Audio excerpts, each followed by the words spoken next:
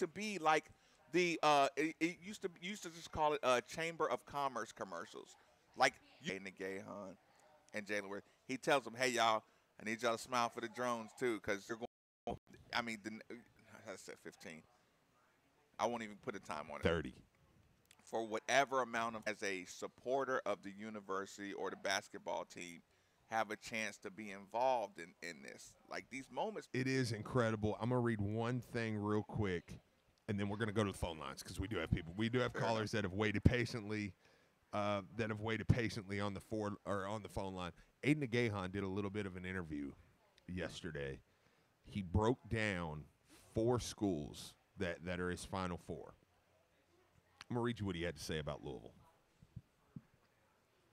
Coach Mack and Coach Murray have been recruiting me since I was at Xavier. I know Coach Mack is a great coach. Since they were at Xavier, yeah.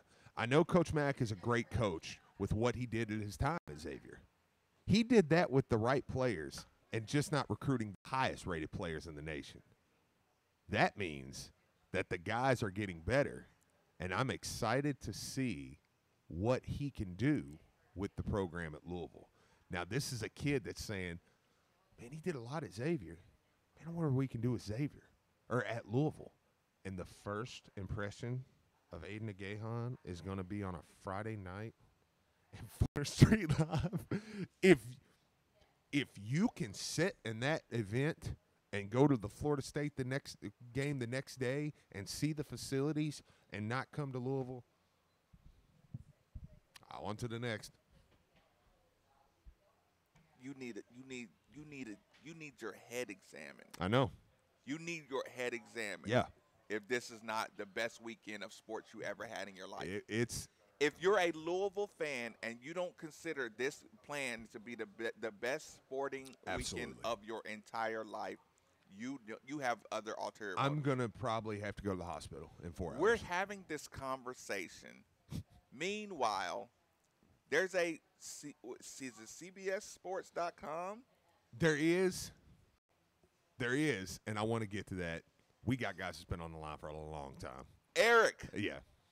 Thank you for joining us on the Ed Scoring Collision Center hotline, my man. Fire away. Eric? Hey, guys. Hey. Thank you very much for having me on. I enjoyed listening to the basketball talk. Can you hear me? Oh, yeah, we got you. Can you hear me? Yep, you're there. Okay, my bad. No, you're good. Can you hear me or not? All right. So, yeah, I love hearing the basketball talk. This is Alabama, and it's time to get ready. I will be there tonight in Cardinal Town, and I'll bring some refreshments, we'll just say, over to Cardinal Town tonight for the show. It's going to be awesome. But for Alabama, now I've noticed the fan base has gotten more and more confident, it seems like, as this week has got on. But there are still some people that I know that are, like, scared because of the name Alabama. And I wanted to say, well, okay, let's think about this logically. Alabama, why do people lose to Alabama the way they lose to Alabama? First of all, they're scared of the name Alabama because of the prestige and everything that it has. These players aren't scared. These players are confident. People, like when we lost in the bowl game to LSU, why did we lose to them?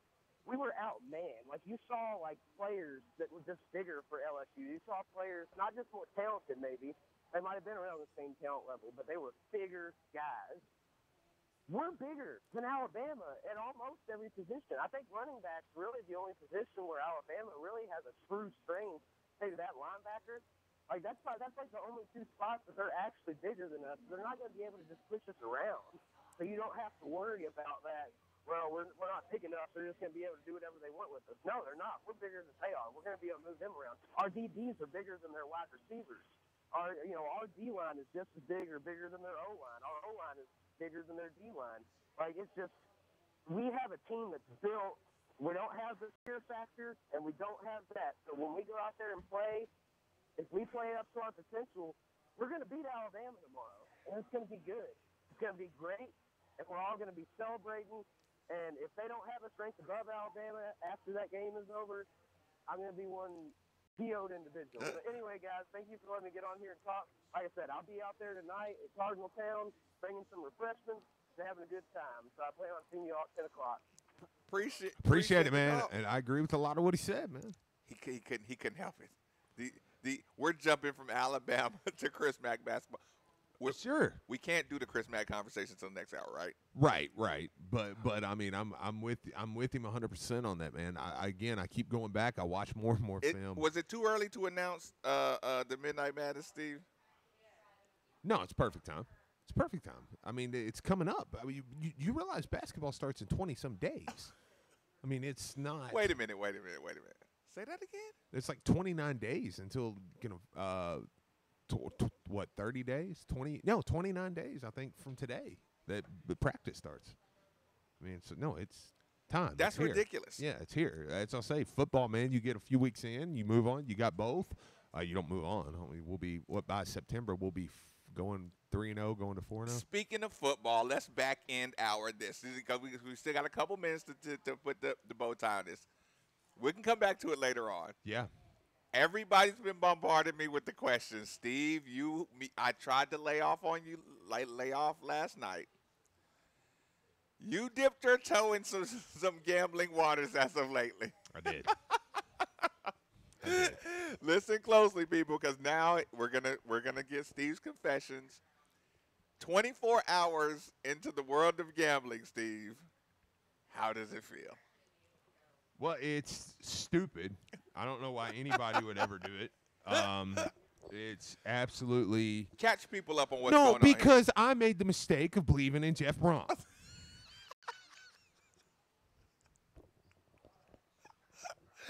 Steve. And you're going to get me in trouble because there's a lot of people that like. Tell everybody you're joking first and then go ahead. Oh, I'm not.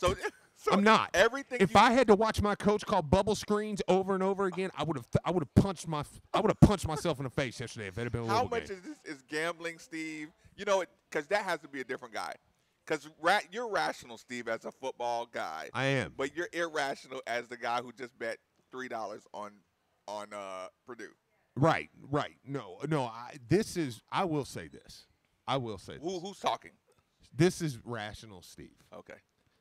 I like how you changed your tone too. This is normal. Just I don't even know how to say this, but could Jeff Brom one day be a guy that's a coach that I would take at Louisville? Sure, he could grow into that.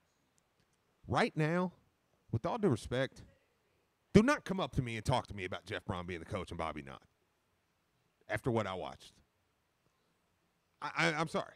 I can't do it. Now, Rondale Moore, I will say, he's good. He's really good. Hey. You know what? We're going to have this conversation. This is going to be a good conversation. I mean, let's have it. Yeah. You know what, Brian? Let's go ahead and take the top of the hour break. This is too good of a conversation. That's fine. 8150-93. Oh, we want to hit the phone line real quick? Yeah, we can go ahead and get it. Lawrence, sorry about that. Welcome to 939, my man. Fire away real quick. What's up, Steve? What's up, Marcus? What's up, Lawrence? Sorry about making you hold on so long, Lawrence. I was watching that Purdue and Northwestern game last night. The thing I came out of it is, how in the world did Jeff Brown steal Rondale Moore from Louisville? We're going to talk about that. We'll talk about that. We'll talk about that. We're going to talk about that one too. We're absolutely going to talk about that. Listen, look, I appreciate the call, Lawrence. He's right. We're gonna both of them. We gotta talk about that. Both of them. Let's go ahead and Brian. Let's go ahead and get Mario into. Go to break.